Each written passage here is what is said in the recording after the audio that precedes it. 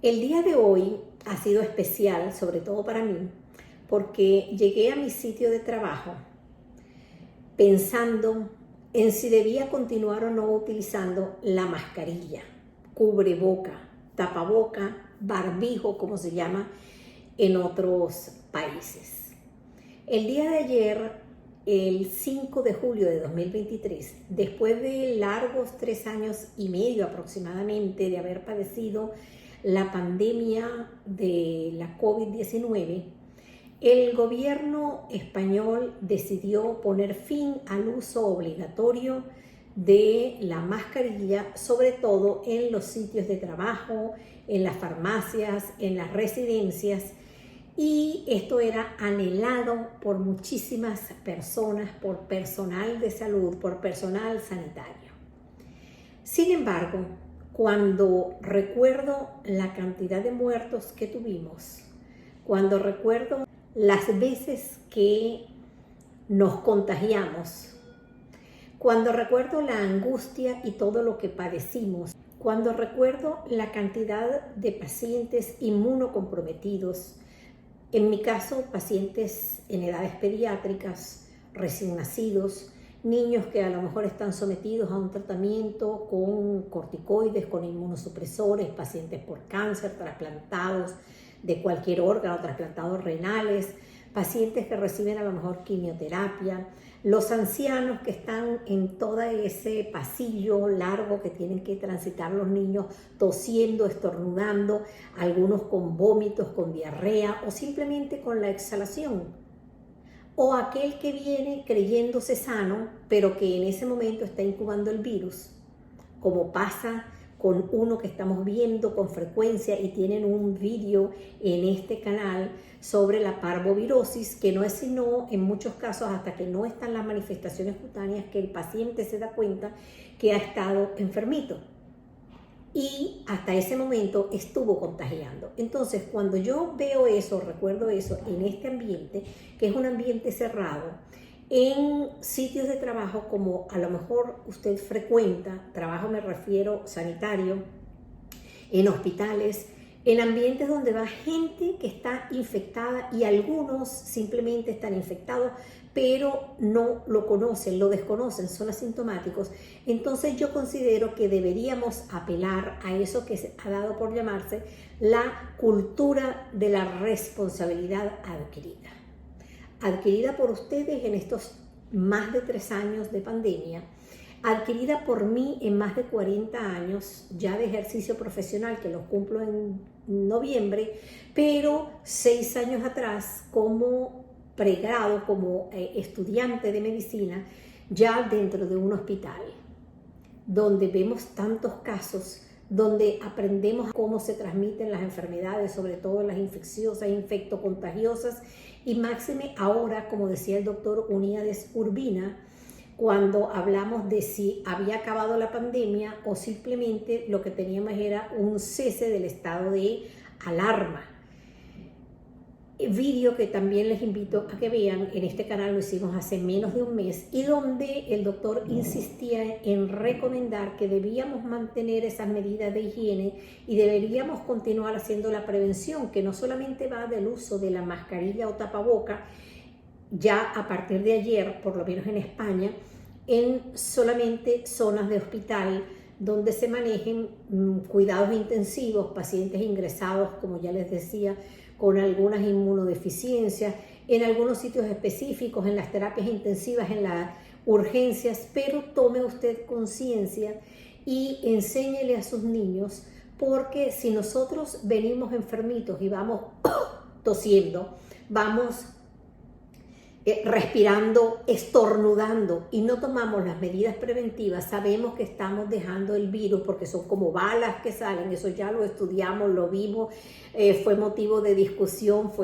existe mucha literatura publicada al respecto sobre cómo se transmiten esos aerosoles, esas gotitas de fluye que van cargadas con los gérmenes, los virus, no solamente el SARS-CoV-2, sino cualquier otro. Y recuerden que ahora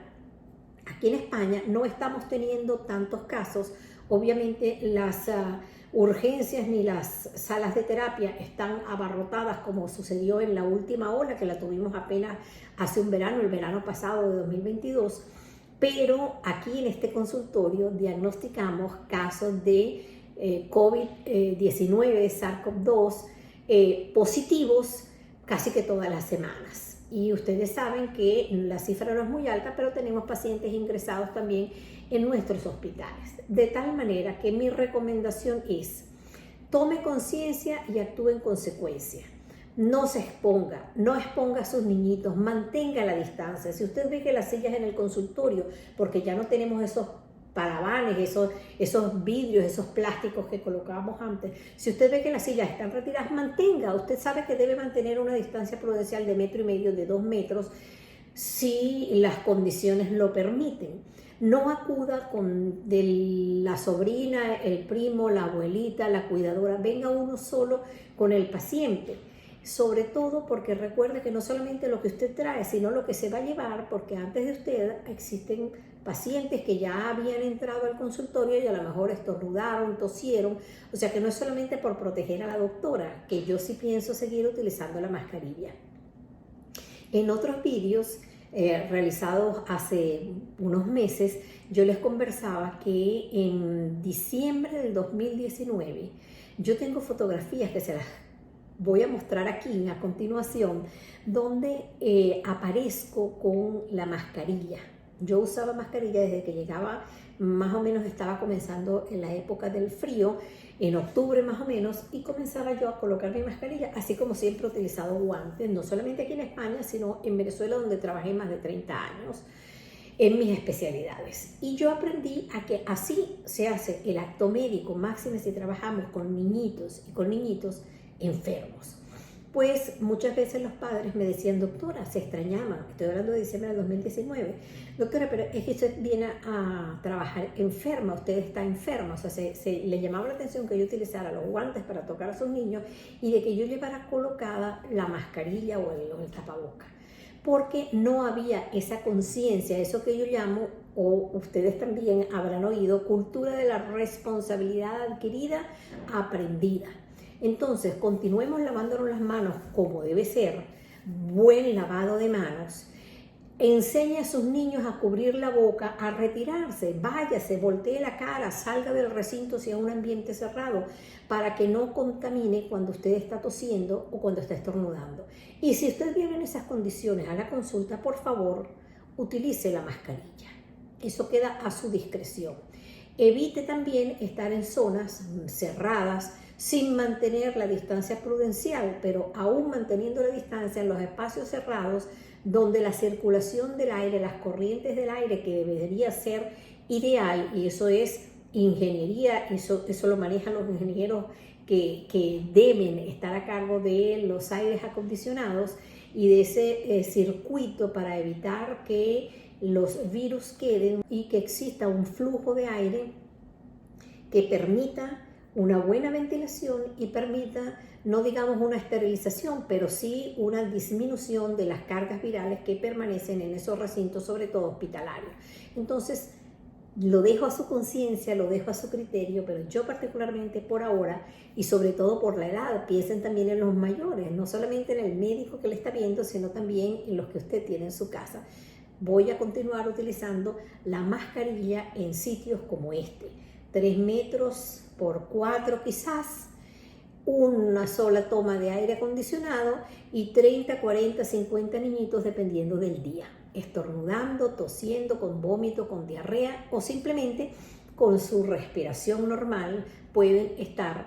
contagiándonos. Espero que sea de utilidad para todos ustedes. No me queda más que desearles bendiciones, que continuemos haciendo educación en salud en nuestro hogar y también en el colectivo donde nos desenvolvamos día a día. Un abrazo y que Dios les bendiga.